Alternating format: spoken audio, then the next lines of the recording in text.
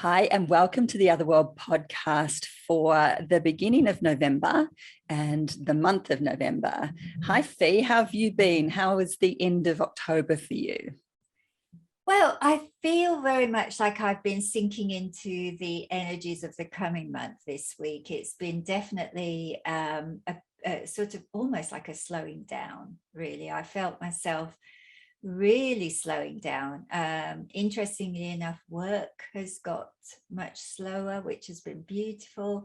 Life, I just find myself really sitting in this beautiful space of stillness and slowness and not wanting to do very much. And so the last few days specifically for me have been very much like that. And it's been a really nice, almost like a pause or a breathing space or an opportunity to rest and reflect and be a little bit more internal, which has been beautiful. How about you? I definitely relate to the internal. The world of Scorpio and the hidden depths of Scorpio have definitely taken me down. And what I've been finding for the last week or so is just lots of interesting. I'm learning lots of interesting things about my chart that I think that the way I look at astrology and charts is that the pieces that are relevant to you become visible when you're in the right space to see them. And there's just this depth that I'm getting into my chart with just different alignments. I'm putting in stars, fixed stars, and I'm working out where they are. And I also had, I think I mentioned that I was getting a further reading about Eris in my chart, excuse me. And that particular astrologer just added this other depth to this place of my Venus and Moon being out of bounds. And I won't go into it, but that just added so much more understanding around my own chart. So I'm diving in lots of different ways. And I think that will continue for the next few months, to be honest. Yeah, beautiful. And I love, whenever we get these extra layers or more information about ourselves, how it deepens our experience and just adds to what we already know, because that information is knowledge, which then helps us, really step into our power even more. Absolutely. And it seems to come when you need it or when you can handle it, when you're in a space to be able to get that next bit, that next step. Yeah, anyway, when you're ready for it. Exactly. I'll dive into I'll just see if I can. Okay. I'll dive into the energies of November, first of all. So for me, this month is about moving from the depths into the heights. We're basically right smack bang in Scorpio season right now, but we're going to be moving, and a lot of the planets will be moving into Sagittarius. Actually, Venus already has. And it's Scorpio is that deep feeling. We're diving into the watery sign of the hidden depths. And then we're going to be going into Sagittarius, which is deep understanding. So what we learn or what we dive into in Scorpio, we then take to a different level in Sagittarius. So I've kind of named November the unbecoming, because while it's deep feeling and then deep understanding, there's almost a peeling back of parts of ourselves that have been operating in an unconscious way. When we start to really look at different beliefs that we have, different ways of being, different ways that we've moved through our lives, and feel into what's really true. I mean, here's the truth word again. What is really true? Then we can start really unpicking, finding the source of what's underneath it all. I'll just choose the two cards. I chose two cards, one for the week and one for the month, but they both kind of really speak to each other. So one is the ring and one is the seed. I really like these two cards together. The ring really looks like this cosmic card, this almost like the seed in the galaxy. And there's this beautiful pearl.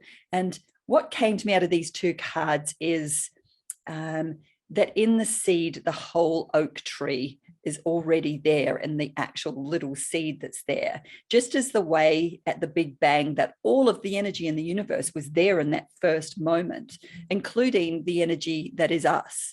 And so it's like we're fully formed in that first beginning. And then what happens is we expand and we move away from that beginning. And then we start to have different layers put on top of us. And before you know it, we're living these lives in an unconscious way, guided by all these things that we've put on us, whether that's rules and expectations of society or family or friends or religious groups. But it gets hard once you're in that place of knowing what is actually me at the core of this. What do I need to let go of? What are these things that I'm unconsciously living because maybe I was born into a Catholic family, or maybe I was born in this country and this was the rules of this country? What if we just, I think what we've been asked to do this month is pull apart all those layers. I was going to give you an example because it's something that's coming up in my world. I looked at gender. Gender is such a big thing that's coming up in the world at the moment for our young people. And I looked to just where did the whole girls wear pink, boys wear blue, where did that all begin? And while it sort of began at the early parts of the century, it actually didn't take hold until the 1940s. In fact, in the 1920s, it was reversed.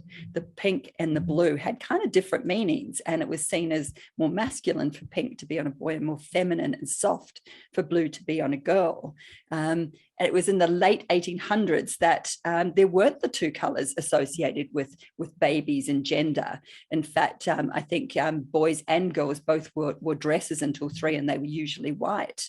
And it wasn't until the 1980s that the whole pink and blue became not just the way we dressed our children. It was also then brought into every part of a young child's life from birth.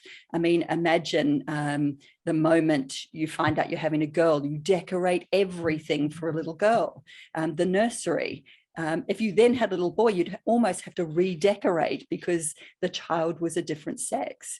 And really, that's such a stereotyping box that we're putting everybody into. And I think our young people are questioning and fighting against that. And I think that that is an example of the energy that we're really facing, not just in November, but I think November is we're getting to that point of we're going to move through some big questions and some big redefining of what we really understand to be true. There's a greater depth. And I think that idea of gender kind of gives us an idea of how these ideas are just put on us. They aren't truths. They're just things that we've grown up in the belief of. So I'll pass on to you now, Fi. I love that that question around gender, because yes, it is a big thing that we're working through in our collective at the moment, as a lot of questions are rising for people around being a specific gender. And I know that I've worked with this a few times in the Akashic Records for people, and the information that I've received there has been about, at soul level, we're androgynous anyway. You know, we may incarnate as male, or we may incarnate as female, because that provides a specific experience for us based on those genders that we choose for that incarnation, which makes perfect sense when we look at past lifetimes, and we know that we're going to probably have a life that is less free when we are incarnating as a female, as the other way around as a male,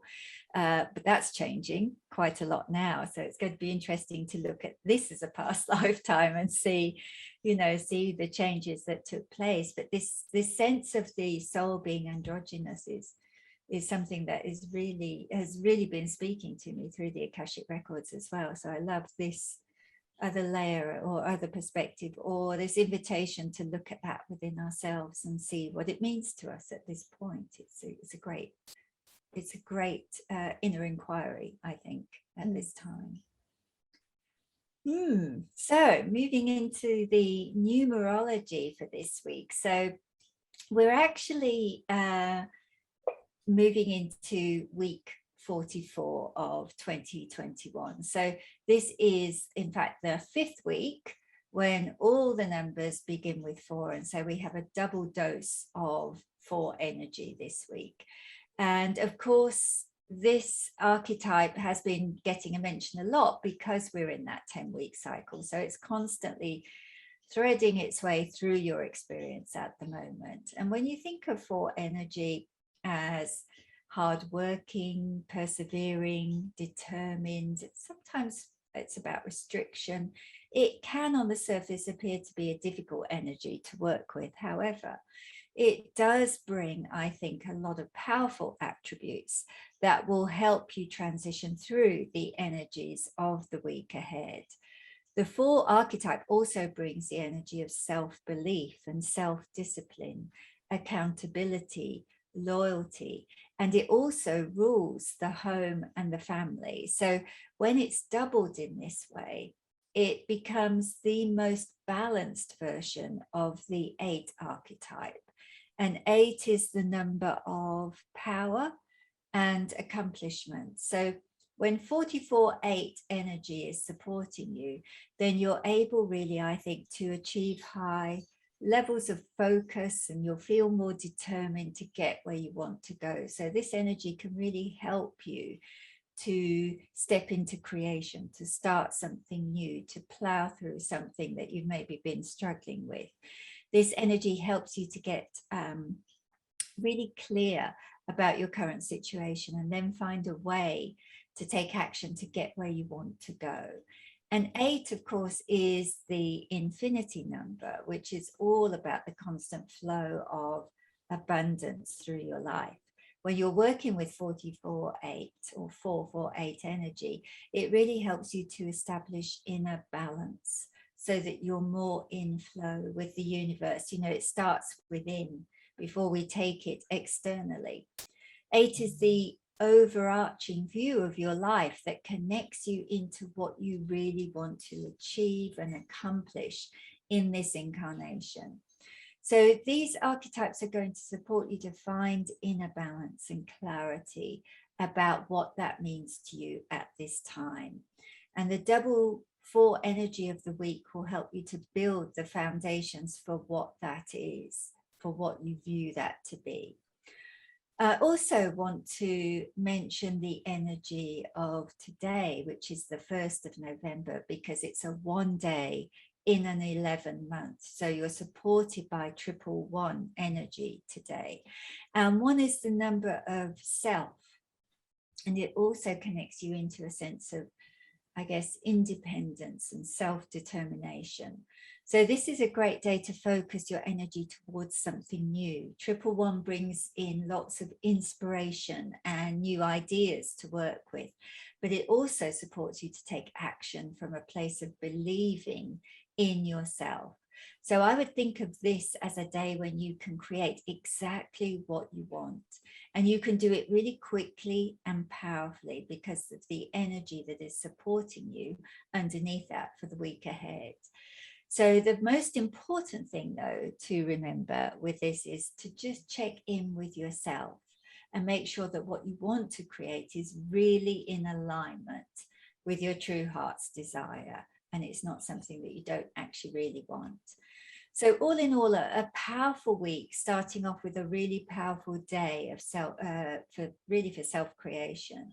And 44 holds the ability to bring lasting fundamental changes into your life. It's about balancing your inner power before you take it out into the world. It can also work with the energy of opposition or opposite. So you may also find yourself noticing where you feel aligned to something or where you may feel repelled by something, because opposing factors can both attract and repel. So an interesting week ahead, and it'll be really interesting to see what unfolds this week, I'm sure. And then my card, I was really drawn. Actually, Deni, I thought I was going to work with the same deck that you do. And I went into my cupboard to get that deck out because I thought, oh, yes, I think I'm going to use that one this week. And then immediately was drawn to the Transference Healing Animal Magic deck. And this is a deck that I don't use very often, but whenever I do, it always brings the most perfect and profound messages through. So I'm kind of excited that I was drawn to this one today. And I pulled this card, which is the Hare card. And this isn't a card I've ever pulled before. So I was really interested. I was really curious about what this card meant. And I pulled this really for the podcast. And the message I got was that you're clearing a lot of fear and instilling more faith as you release feelings of anxiety and concern. And I know we're definitely sitting in this energy at the moment within the collective. A lot of fear is leaving, and we're starting to rebuild these stronger foundations that aren't based in fear. So this card really helps you to understand that you are, I think, creating deep inner balance and connecting more deeply to the natural flow of your intuition. It also acknowledges that you're becoming more compassionate, more sensitive and more caring, which is, of course, what is happening as we deepen our connection to our own heart energy. So I feel that this card is really supporting you this week to release and clear whatever is necessary for you to heal. So I hope that you notice the support and it helps you in the week ahead. Yeah, that's me for the week. Beautiful. I love the Hare card. That's so interesting. It actually reminds me of 2 days ago when I was at my daughter's place, and she found a little tiny hare in the garage. Oh. Just this big, and she wanted to catch it. And I was just like, no, it's a wild one. So you just got to let it find its way home. And it eventually did. But it's kind of interesting that came up in the card this week as well. Yeah, I love that. I'm just going to dive straight into the week. And I love that you talked about opposition, Fi, because we start the week with the Moon in Virgo in opposition to Neptune in Pisces. What I'm going to do with this week is I'm going to follow the moon because we've got some interesting things going on with the moon in November and December. We have eclipse season upon us. And so I'll just play out this week of the moon, and then I'll just look to where that's going to grow over the next month, 2 months. So the moon in Virgo, the moon is our emotional side, and it's in the sign of Virgo, which is really quite a grounded, real sign. It's kind of like the day-to-day, the mundane, the body. It's kind of order. And so you've got these two together in opposition to Neptune in Pisces. So that's Neptune's at home in Pisces. The two are really, that's where Neptune lives. It's your dreams, the bigger picture, what we can't see and can't prove, but we feel to be true. So at the moment, it's just this opposing forces of your emotions kind of keeping you in the day-to-day, and over the other side there's just like your dreams and what you want and what you can't see but believe to be true is at odds. So you may start almost the week feeling a little bit out of balance between the two sides of you, or the 4 sides of you. It's not so cut and dry between black and white at the beginning of this week. It could feel like your emotions are going all kinds of directions because you've got the emotional realm of Pisces, but the moon in opposition to it. So we begin that today on the 1st. And as we roll through the week, the moon then moves into conjunction with Medusa in Scorpio. So all of those places of the reality of today and where it's not at in its it's out of odds with that bigger picture or your feeling of where you might want to be. Suddenly you've then got this helping hand of Medusa to uncover. They're both in Scorpio, so it's even this deeper level of uncovering and exposing what might be, where our feelings might be deceiving us, where we might be in programming. So we get into what I was talking about in terms of November as a theme. It's this further uncovering or pulling apart of what we may believe to be true, but actually, is it really true? So we're going to get Medusa helping us in pulling off those masks and pulling off the conditioning and seeing what's underneath. That's on the 4th. And then on the 5th, we move into the new moon. And the new moon is in Scorpio. And the new moon opposes Uranus in Taurus. And so there's this different level of Uranus in Taurus wanting to really budge us from where we are set in stone. And then you've got the new moon in Scorpio helping us go to the depths. So it's like the final piece that's really helping us make that change, no matter how rigid we are in thinking that we don't want to change. Everything is supporting us in making those final, having those final awarenesses come to the forefront, and for us to actually really start seeing in a different way. It's the beginning of our unbecoming. When I say beginning, I think we unbecome from the moment we're born, but I think in terms of what we're going through at the moment. The next day, we have the moon conjunct the South Node in Sagittarius. So again, we're looking at the emotions that we brought in with us. South Node is that, in a way, South Node is our comfort zone. It's where we feel comfortable. It's what we brought in with us. It's our past lives. So it's a place that we've been for many lives, and it can be really difficult to let go of.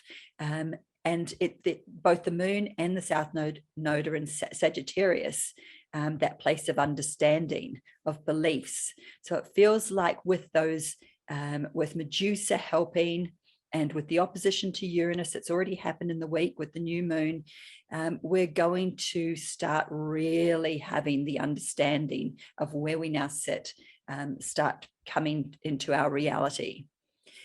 We then end the week with the moon squaring Neptune. So while we started the week with the moon opposing Neptune, by the end of the week, the moon squares Neptune. So this is kind of more of a combative energy. So at the beginning, where the two places felt at odds with each other, now it's like they're in an L, like 90 degrees angle. And actually this feels like reframing to me. It's like the edges of a frame. It can be an uncomfortable feeling because they're going to come up against each other. But I think ultimately they're coming up against each other to push us through to this new level of understanding. So it's a big week that is then going to lead on to some big moments. What has started in this week will then move through to the Taurus full moon, which is a lunar eclipse on the 19th of November. And then after that, in December, we have a total solar eclipse in Sagittarius. So again, it's the depth to the height in these signs. There's going to be a lot revealed. You're going to find places in self that ultimately it's going to lead us into a better understanding of ourselves, a better understanding of why we're here, a better understanding of how we want to move forward. And I know that this has kind of been an underlying theme underneath everything, but we're really stepping into some big changes in this next month with this eclipse season. It's a big season. Oh, yes. It is going to be a big week, and it's going to be interesting, I think, to see how it plays out, because I feel like it's going to be such an individual experience for each person, depending on where they're at with their own, their own healing journey or self-empowerment journey. So yes, I'm looking forward to it. It's with trepidation. But it's nice to have some understanding around what to expect. I think that's really helpful. Yeah, and we'll speak more about the eclipses as we get closer to them, but it all does feel like this week is a beginning of this unfolding of the eclipse energy that really we're sitting in already. Yeah. And I think with the numerology that's supporting that this week, it's almost like it's giving you the support that you need to go to the places that you need to go to work through what's rising for you, which is beautiful to know that those two things are kind of working in synchronicity with each other. Absolutely. Yeah. So I've just got my message from the Akashic Records, which I'll just share with you before we finish off. So when I went into the Akasha this morning, this was the message that I was given for this week. So there are times when all you need to do is soften. When you let go of everything externally and just soften into your heart, whether you're experiencing a lot or a little during this time, soften into the experience so that you can transition through it more easily. Allow your heart to guide you. Breathe and soften. It is simple but effective. And when you are in a moment of joy, for example, breathe and soften into it to bring even more joy into your heart so that you don't push it away or hide from it for fear that you don't deserve it. When you are in a moment of anxiety, breathe and soften into that so that you can release the feelings of overwhelm that prolong your anxiousness. Breathe and soften. That is all that you need to do. I love that. And I'm going to take that into my week ahead. Me too. I think I'll be doing a lot of breathing and softening. Beautiful. Yeah. Enjoy the week. It feels like now's the time to start talking about the community that we're building, because on the basis of building a new way, we're in the midst of building a new community for the other world.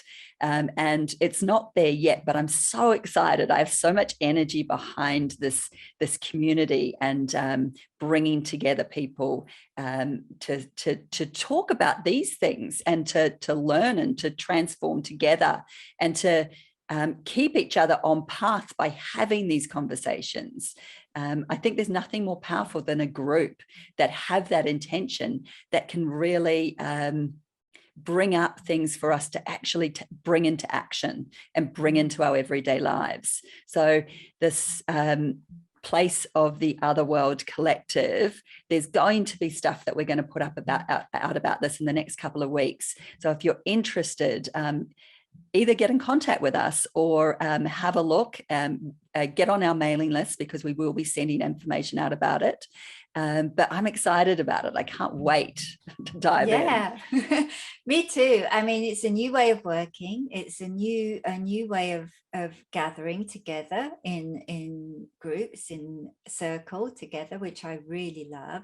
It feels very now and of the moment. And, and I think, well, you and I both love to work in circle. We love to work in groups of women. And I think that at this time, we're really seeking ways to find kind of a way to do that when we're often not able to meet physically, but can still meet and gather in a space that feels really supportive and loving, and you feel held in it. So yes, both very excited about this new offering that will be out shortly. And I also love the fact that it isn't on Facebook, it's not on WhatsApp, it's not on Insta. It's a totally new platform that feels really clean and a really held private container. That piece I'm excited about almost more than anything else. Yeah, I mean, I think you and I have both felt a sort of stickiness or uncomfortableness with the normal social media outlets that we've been using over the past few years. And so it is nice to have something different to focus our energy on, which actually feels really aligned to the way that we work as well, which is beautiful. So if you've enjoyed the weekly reading, and if you would like to see more of the weekly reading, it always feels a bit sticky for us to bring this up, but it would really help us if you followed or subscribed or left a comment or asked a question. That helps this go into go to more people. And it's something that we've struggled with actually putting at the end of the podcast, but we've decided that we want to serve more, and that's the way it works on these platforms. Yeah, I think the desire to be of service to more people at this time, to help more people or to give some people an insight into the week ahead, has become greater than the uncomfortableness of actually speaking to it in the way we are now. So we're diving in, and anything that you do along those lines, following us, commenting, sharing, all of those things help to get that information out to people to help them. So we're very grateful if you can do that. That would be great.